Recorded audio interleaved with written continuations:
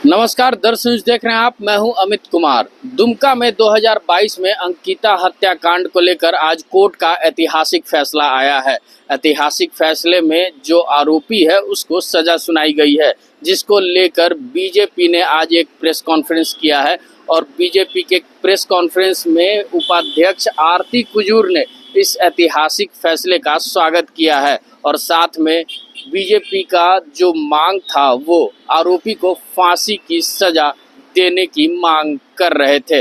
लेकिन उस समय जो एसपी थे दुमका में, और वो इस मामले को रफा दफा करते नजर आ रहे थे। तो क्या कुछ कह रही हैं आरती कुजूर, आइए सुनते हैं। भाई अशोक जी और आप तमाम इलेक्ट्रॉनिक प्रिंट मीडिया के सबों को, सभी साथियों को, सभी बंधुगणों को मेरी ओर से जोहार।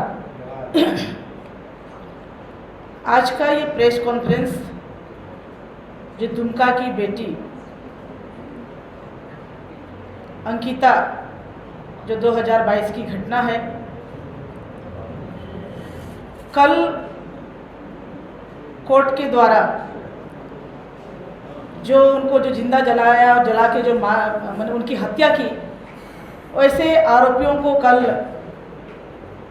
कोर्ट ने सज़ा दिया और वो सज़ा उम्र कैद की सज़ा दी। सज़ा का हम सभी स्वागत करते हैं।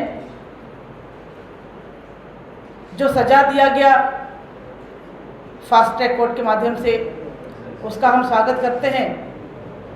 किंतु इस स्वागत के साथ साथ सरकार से हम आग्रह भी करेंगे कि जब वो दुमका में उसके साथ जो घटना घटी और दुमका के बाद इलाज के लिए रिम्स लाया गया, रिम्स में जब हम लोग मिलने गए थे, उस समय मैं भारतीय जनता पार्टी महिला मोर्चा की प्रदेश अध्यक्ष थी।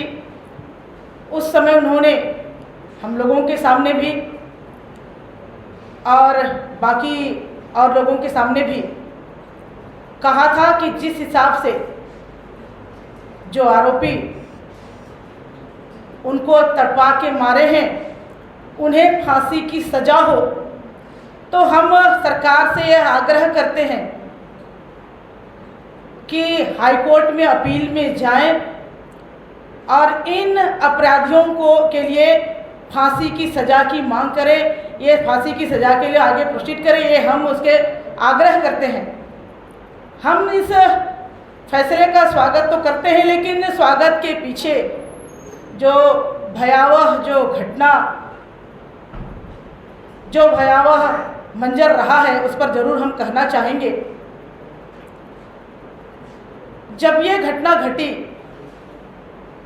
और जब दुमका में घटना घटी, घटना की जानकारी मिली, जानकारी के बाद उसे रिम्स रेफर किया गया। लेकिन उस समय जो सरकार थी, उन्हें एक एम्बुलेंस तक नहीं मिला कि वहाँ से हम रिम्स पहुँचाए। विलम्ब से सही रिम्स तो पहुँची, लेकिन रिम्स में उसने दम तोड़ दिया। और दम तोड़ने के कारण बाद जब ये घटना, उस समय हम सारे लोगों ने आंदोलन किया, भारतीय जनता पार्टी ने आंदोलन किया, महिलाओं ने भी आंदोलन किया और हमारे भारतीय जनता पार्टी दुमका जिला की जिलाध्यक्ष और उसके साथ और बहनों पर इस घटना के आंदोलन के कारण एफआईआर तक दर्ज हुआ। इस घटना के पीछे जब आंदोलन हुआ, जब बातें उठी, तो यहाँ इस मामले को दबाने का भी षड्यंत्र हुआ। उस समय के तत्कालीन डीएसपी नूर मुस्तफ़ा ने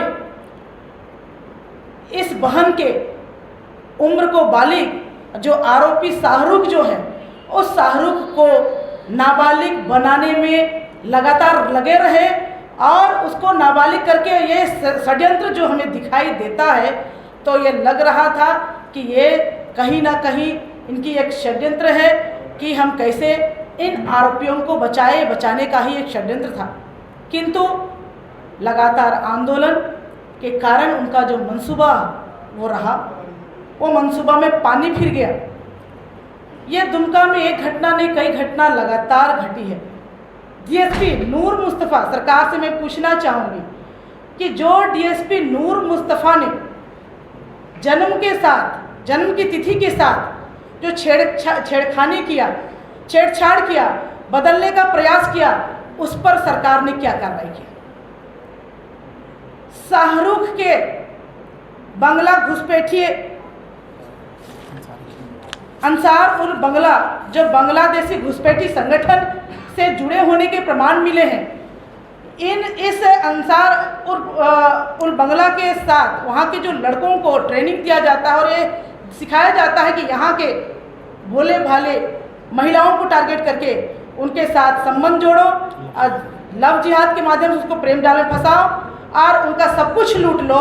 ये प्रमाण होने के बावजूद भी उस पर क्या कार्रवाई किया? कई ऐसी घटनाएं, उस पर भी कोई कार्रवाई नहीं हुई।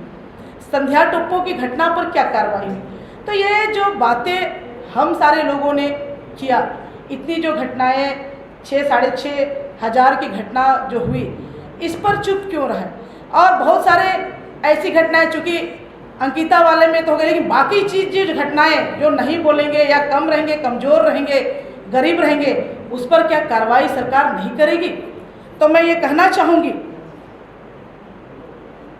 कि ये जो घटनाएं हैं, महिलाओं के ऊपर जो घटना घटी है, लव जिहाद के माध्यम से, तुष्टीकरण के माध्यम से जो घटनाएं घट रही है, इस पर कार्रवाई हो। अंकिता के मामले में हम चाहेंगे कि सरकार वास्तव में जो मरते समय अंकिता ने कह के गई थी कि जिस प्रकार हम मर रहे हैं, जिस प्रकार हम तड़प रहे हैं, उनके हत्यारों को भी फांसी की सजा हो। हम सरकार से आग्रह पुनः करेंगे, तुष्टीकरण की नीति छोड़ दें, माँ बहन बेटियों के इज्जत के सामने वोट बैंक की राजनीति छोड़ते हुए वो हाईकोर्ट मूव करे और इन हत्यारों को फांसी की सजा हो और इसके साथ जो तमाम घटनाएं हैं उस पर भी प्रोसीड करे। और लोगों को जो इतने खुलेआम घूम रहे हैं, लोगों को हिम्मत हो गई है। आप यहाँ पर सुखदेव नगर की घटना भी देख लीजिए, जिसमें कि घर में घुस के एक नाबालिग की हत्या हो गई। कलकांके की घटना देखिए, भीड़ ने एक महिला को बांधकर पीटने की घटना। तमाम बातों पर त्वरित कार्रवाई करते हुए लोगों को घटना पर कार्रवाई करें और जो दोषी है, दोषी पर को सजा मिले, ताकि लोगों पर भरोसा है। तो अभी आपने देखा आरती कुजूर क्या कुछ कहते नजर आ रही थी। वो कोर्ट के इस ऐतिहासिक फैसले का स्वागत कर रही थी और साथ में कह रही थी कि झारखंड में महिलाओं के साथ हमेशा से अत्याचार होते रहा है, जिसमें 6,000 महिलाओं के साथ अत्याचार हुआ है और 3,000 महिलाओं उसमें से जनजातीय हैं। तो ऐसे में कोर्ट को जल्द से जल्द सारे मामलों की सुनवाई कर लेनी चाहिए। ऐसे ही तमाम खबरों के साथ जुड़े रहने के लिए हमारे चैनल को लाइक एंड सब्सक्राइब जरूर करें। अमित कुमार, दर्श न्यूज, रांची।